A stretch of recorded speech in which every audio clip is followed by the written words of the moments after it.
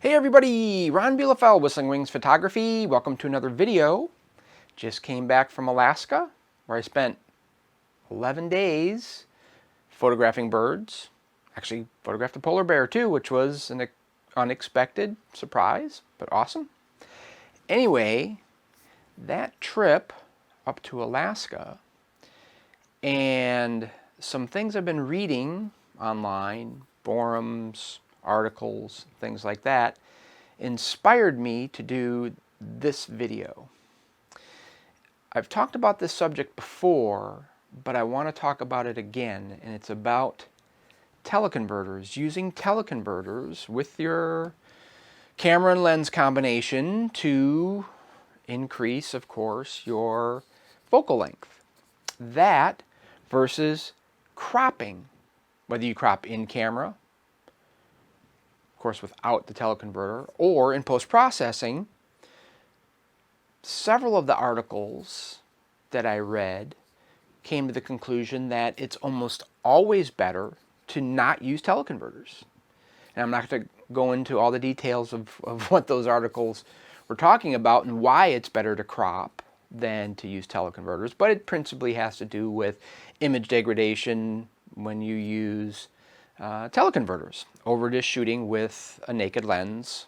In this case, I've got the 600 f4 RF, the Canon R3. I also have a Canon R5. And so with this RF 600 and the RF teleconverters, both the 1.4 and the 2 times teleconverters, when I was in Alaska, I never took them off. I used a teleconverter just about for every shot, one or the other, the 1.4 or the 2 times.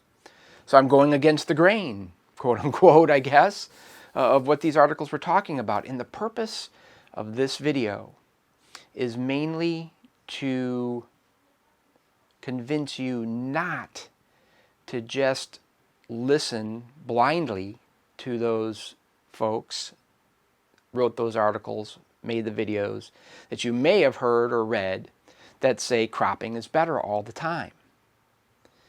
Please don't blindly go off and not use teleconverters. If you're interested in knowing why I use teleconverters, a lot actually, and why I suggest that you at least give them a try, stay tuned.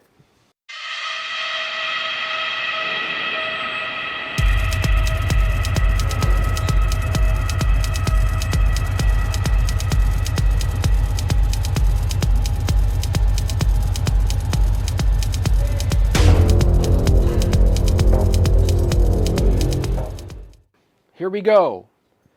Teleconverters, a 1.4 times and a 2 times. These are RF teleconverters that I use with my Canon 600mm f4 RF lens on my R3, and I also have an R5. In Alaska, I exclusively used my R3, my 600, and I had either the 1.4 times and the 2 times teleconverter on the entire time. I never shot with just a 600mm. And you say, well, why did you do that? Well, because a lot of times I was shooting relatively small birds.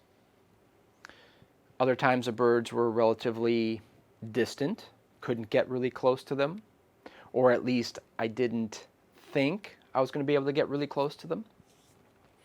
And so I wanted to make sure that I was going to be able to get the birds big enough in the frame, in camera, so that I get enough resolution on my birds so that when I came home and I made the final compositions, cropping a little bit, sometimes I get the bird a little bit bigger in the frame, sometimes for composition to make the image as pleasing as I could get it.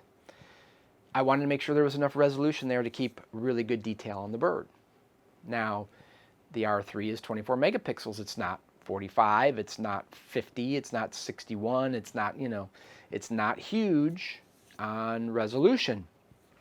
And the more pixels you have on the bird when the image is taken, the more resolution the more detail you hopefully can record and thus retain and show in your final product. So that's the main reasons why I use the teleconverters. Now, I talked about in the intro here that I've been reading a lot and hearing a lot about it's better to just shoot with, let's say, my 600 f4 naked without a teleconverter and then crop in. You're better off that way. The image is going to, the bird's going to be sharper, the animal's going to be sharper, there's still going to be plenty of detail there. And I say, sometimes, maybe. But what I want to get across to you all is that don't dismiss the use of teleconverters, because nowadays the quality of the imagery that you can create with teleconverters on these lenses, on these camera bodies, is really amazing. And I have found, my personal experience is, my images, my birds, mostly birds, my other wildlife that I shoot, turns out with more detail in the bird if I use teleconverters versus trying to crop way in on my subject. Now you're going to say, if you shot your R5, which is 45 megapixels, or something else with higher resolution, that wouldn't be the case. It's going to be hard to convince me of that, given the images I've been able to create using teleconverters. And I'm going to show examples. One of a polar bear that I know I would not, there's no way I would have been able to get the image I got of that polar bear as the distance as it was if I would have shot my R5 with just a 600, or if I would have shot the R3 with just a 600. I used a 2x teleconverter, and I think that I would have gotten, I got an awesome image of the bear for the conditions we were in and the distance that the bear was. Another example is of a Dunlin, and this bird shot with a 2x teleconverter on this combination right here. You look at the detail in that, it shows you what can be done with the teleconverter on the 600 RF, on the R3, the image quality that you can get, the detail that you can get. So I know personally, I've seen thousands of images I've taken. I heavily rely on teleconverters, and I just don't see that I'm losing a whole lot. I think I'm gaining more by being able to make the composition in camera that I want more often, getting more pixels on my subject more often, not having to crop as much. That's the thing. You got to remember, if it's bigger in the frame, you don't have to crop as much. So again, you're not losing as much there. You've got more pixels on your subject. You don't have to crop as much. To me, my experience has been teleconverters can work. They're important tools for me. And the main message I want to get across in this video is, you hear this stuff about teleconverters and you lose image quality, and it hurts your autofocus performance, and it hurts your stabilization performance and stuff like that. So stay away from them. Please don't dismiss teleconverters without giving them a try first. I love them. Hey, there's another reason why I use teleconverters. When I'm shooting, when I'm out doing tours, when I'm shooting for myself, which is rare, the Alaska trip, I enjoy seeing the birds big in the frame, taking pictures of them big in the frame. It's much more fun to see all the detail and watch their behaviors and stuff like that with the bird bigger in the frame than it is taking a picture of something that's this tiny little thing out there. It's just not as enjoyable for me. So teleconverters kind of bring that along. For me, the enjoyment is increased of the overall process of being out in the field with these birds and animals. And it's kind of a big thing for me. So kind of an ancillary thing, but still maybe important to you as well, that It's not just this tiny little, animal out there that you're trying to get autofocus on and stuff like that, and trying to observe as well as take pictures of. So again, the main message, don't dismiss use of teleconverters based on what other people say.